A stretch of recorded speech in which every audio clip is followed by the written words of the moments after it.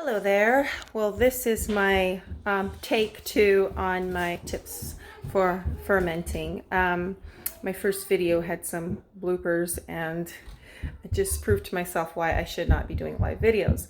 And you'll probably hear some bloopers on this one. I'm going to try to get through it as quickly as possible. My children are up now, so it might get a little bit loud. Anyway, so what I wanted to do is, I'm actually meant to do this yesterday because yesterday I was jarring some cabbage that came from the garden, and I wanted to throw myself on video and kind of just do a walkthrough on that to show how I make sauerkraut. But I didn't get to that, so I'm just gonna basically kind of walk you through that while I also check on my ferments today.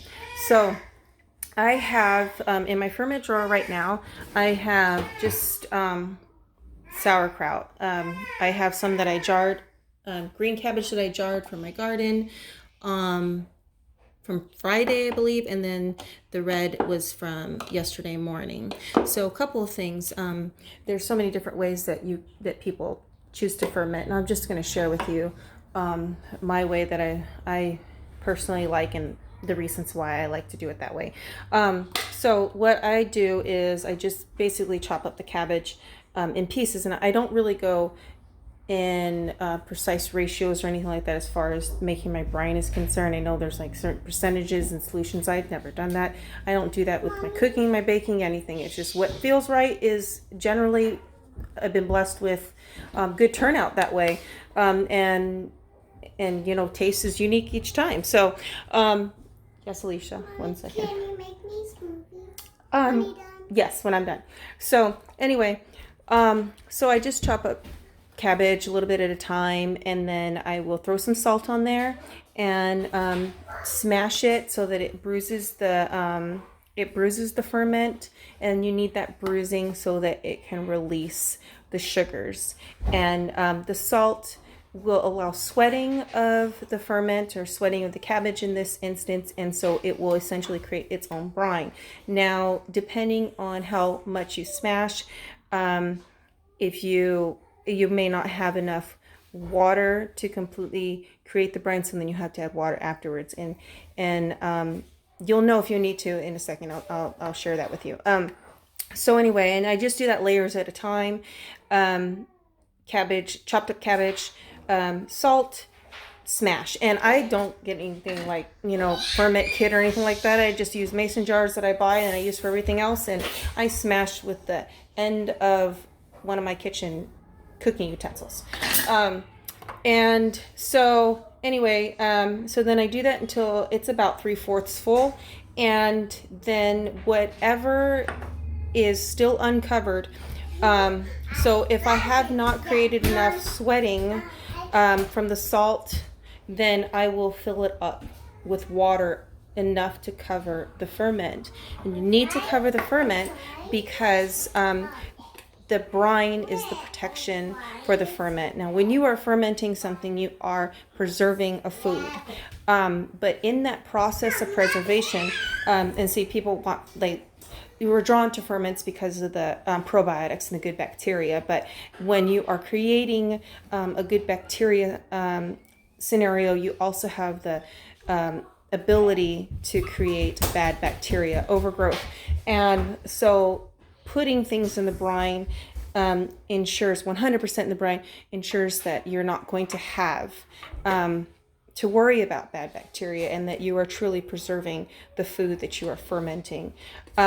So you want to completely cover it. Now, there are some people, a lot of people, that choose to just throw a cheesecloth over the top of it. As you see on mine, they all have lids. And I choose the lid method because, first of all, when you're fermenting, you're going to create gas. And so the gas is going to create a pressure, and that's why, you know, cheesecloth is just thrown over so the pressure can just release as it creates. Well, the thing about the pressure is the pressure opposes the air that could potentially come in to any leaves or anything like that that happen to sneak up on top of the brine, and that's going to happen because of the gas. It's going to push the ferment up as it ferments. So then the things that are exposed to the air, and there are wild yeast in the air, and you could be creating a bad bacteria issue with that. So I like to use the gas. And so what I do is I don't exactly tighten the jar down all the way. I just put not even really a finger tight, but I'll just kind of put it on there, so that way I have enough pressure inside of the jar to keep air from flowing in.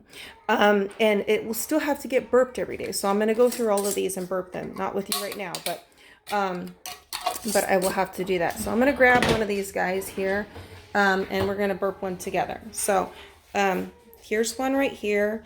And I don't know if you can see, but there's air pockets in there from the gas that is getting created. And so I just open this guy up, and I just take just a spoon or something and push down and keep every day you're going to have to do this as long as you're in your fermentation process. Push it all down under the brine, put the cap back on, you're good to go.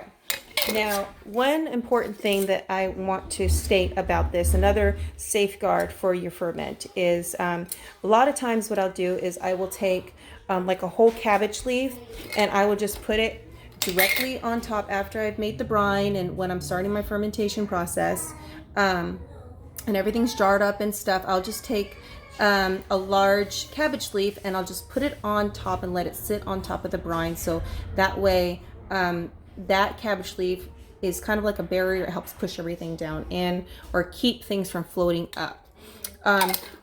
This case with these jars, I didn't do that. I just took some oil. So olive oil is what I used, and I poured oil into it, and because the oil and the water will not mix, and the oil will rise to the top. And so the oil is going to create a barrier over your water or over your brine to help prevent oxygen from getting in and causing bad bacteria. So anyway, cabbage is I like to ferment mine up to a week because I really like the vinegar type taste. I've done it as little as 3 days. So anywhere between 3 to 7 days, I think is the standard people do. That's it on fermenting cabbage. I hope that really helped, and I hear my little one screaming right now, so I'm gonna say goodbye for now. Thanks.